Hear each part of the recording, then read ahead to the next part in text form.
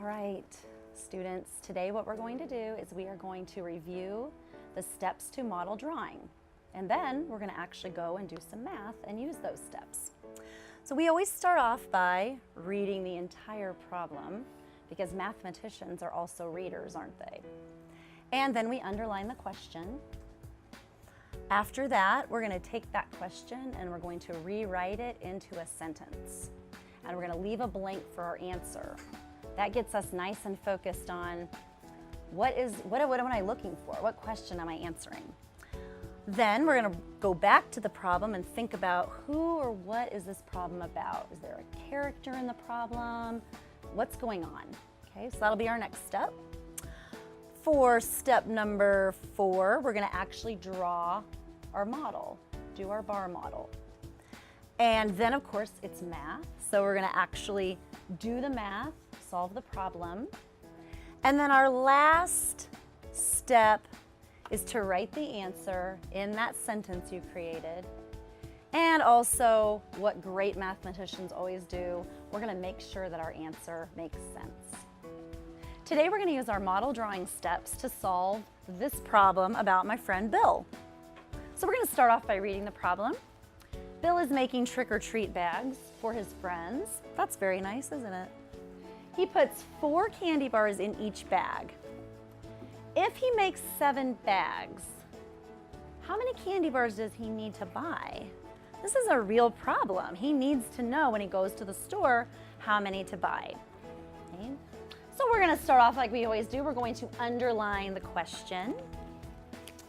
How many candy bars does he need to buy? That gets us nice and focused on what is this problem about. How many candy bars does he need to buy? Is there anyone that can turn that into a sentence for the second step of our model drawing? How would I turn this question into a nice statement down here? Who can tell me nice and loud? Yes, ma'am.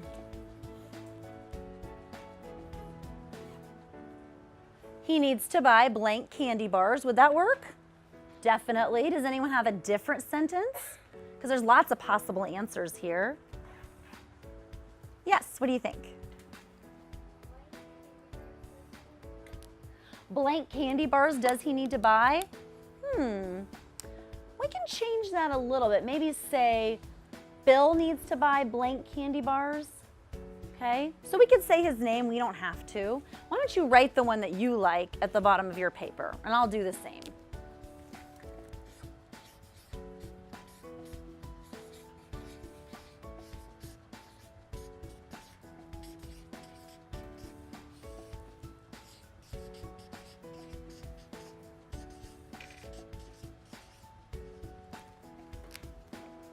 Everybody end up with something like that? I just said Bill needs to buy blank candy bars. And of course I put my punctuation because it's a sentence. So we've done step 1, we've read the problem and we've underlined the question. And then we did step 2 where we restate that question down here. And we've given ourselves plenty of workspace. So now guess what? We're ready to think about what is this problem about and how can I draw a model of that? So let's see, we've got Bill making trick-or-treat bags. So we actually have a character in this math story, don't we? Bill. And he's making these little bags. I can actually visualize. I see the little bags. He's putting some candy bars in the bags. He's going to make 7 of them. He just needs to know how many total that he needs to buy. So I think what I'm going to do is I'm going to actually say that my model is going to be those candy bars in bags. That's what I'm going to call my bar. I'm going to title it Candy Bars in Bags. So this bar represents all the candy bars in the bags. Always make sure you put some kind of label so you know what your bar stands for. And then I need to go back through the problem and figure out, what am I going to put in this model? So I'm going to start at the very first sentence. Bill's making trick-or-treat bags for his friends. Does that help me? Does that tell me anything I need to put in the model? Not really, right? he puts 4 candy bars in each bag. Oh, now that's something I need to put in the model, right?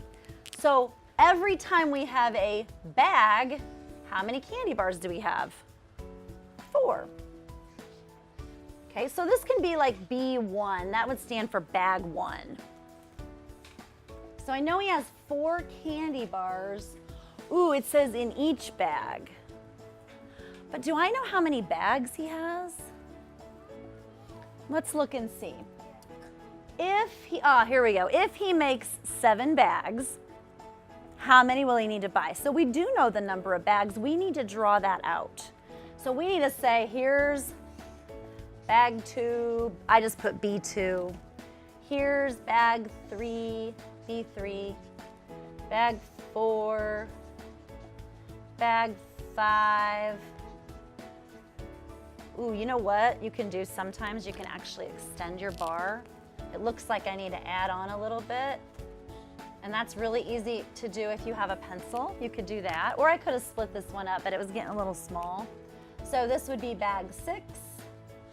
And then we finally have bag 7.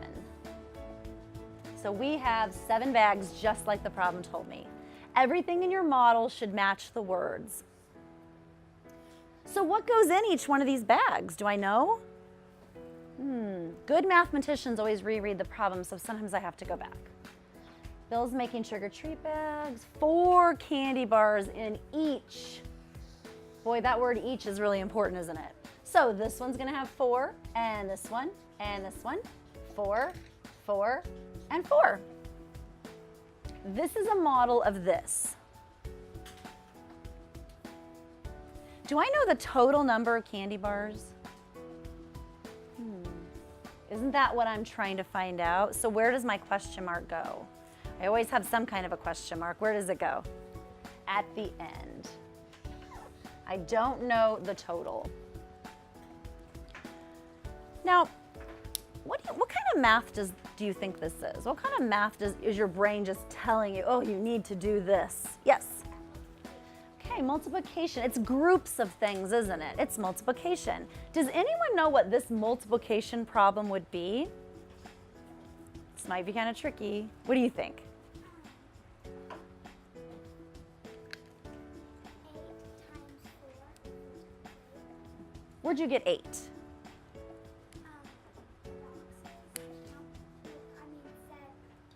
7 times 4. So 7 groups of 4. Do you agree that this is 7 groups of 4? Here's a group, here's a group, here's a group. Sure. So my actual math problem is 7 groups of 4, which is 28.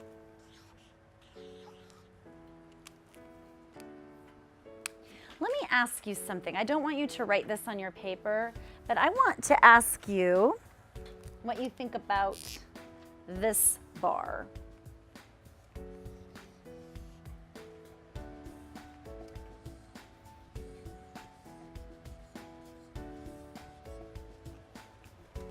Everybody see that bar model right there? Is this the same as this?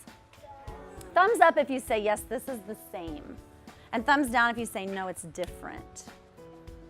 Is this 7 groups of 4? 7 times 4? Is this 7 times 4? Is it 7 groups of 4 or is it 4 groups of 7? So when you're drawing models for multiplication, you need to be careful that you're actually modeling what the problem says. It says 7 bags. It doesn't say 4 bags of 7. It says 7 bags of 4, right? So I've checked my work. Good thing I learned my multiplication facts in 3rd grade. And 28 seems to make sense. We have 7 groups and there's 4 in each. So I'm going to put in my answer, 28 candy bars. And that's how you would model multiplication using bar modeling. All right, so we've looked at one kind of multiplication problem with the model drawing. I'm going to show you something a little bit different today. We're still going to draw a model, but the multiplication, the model's going to look a little different. All right, so I've already told you it's multiplication. I gave that away. That's okay. All right, so we're going to start off like we always do. We're going to read the problem. That's step 1.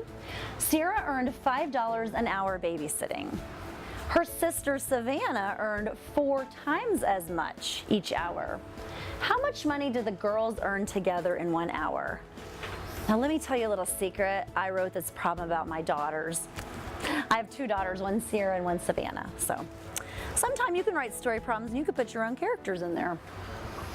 All right, so I want to look for the question. How much money did the girls earn together in 1 hour? So not only do I want to know how much they earned, but I want to know how much they earned together. I'm going to put them together. I think I'm going to restate this question like this. They earned blank, and I'm going to put that $sign so I remember that it's about money. They earned blank in an hour.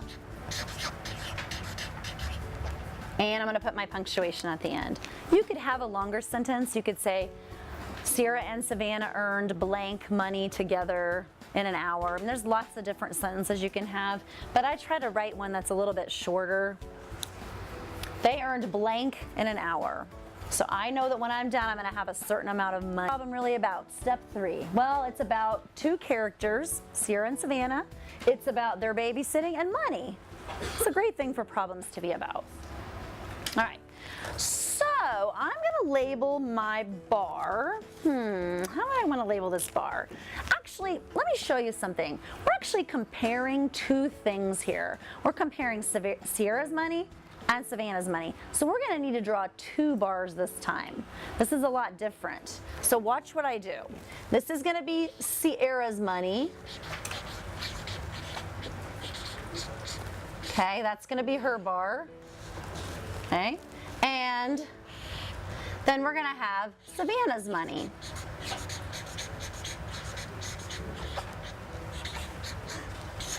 Okay, I'm going to have her bar. Is her bar going to be longer or shorter than Sierra's? Maybe we're not sure yet. It says Sierra earned $5 an hour babysitting. Okay, so this is Sierra. So that means in 1 hour, she earned $5.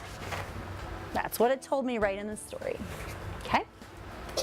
Her sister Savannah earned 4 times as much each hour. So isn't her bar going to be much longer? She earned 4 times as much. So she earned not only what Sierra earned, but 4 times that. I mean, look at all this money. 4 times as much as she earned. And this is all in 1 hour. All of this she earned in 1 hour. Okay? So we know that. What we don't know is the total. So where does the question mark go when we don't know the total? Everybody? At the end. But look what I'm going to do. I'm going to do something kind of fancy. It's called a bracket. If you don't know how to do it, it's okay. You can just make like a little different symbol. But I'm going to actually make a bracket to show that I want to know how much those are together. And again, if you just wanted to do something like this or like this, that's totally fine. You don't have to get fancy. But I want to show that I need to know the total together. And probably most of you have already solved this problem in your head, because we know that Sierra earned 5, right? Dollars.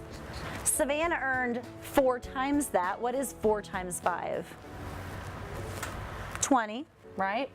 So if I add those 2 together, I know that I get $25. And of course, I'm making sure that makes sense. 25, let's see, if she earned 5 and she earned 4 times, yep, that's right. $25 in an hour. So that's a different kind of multiplication problem. It's where we're comparing 2 different things, but we're still using multiplication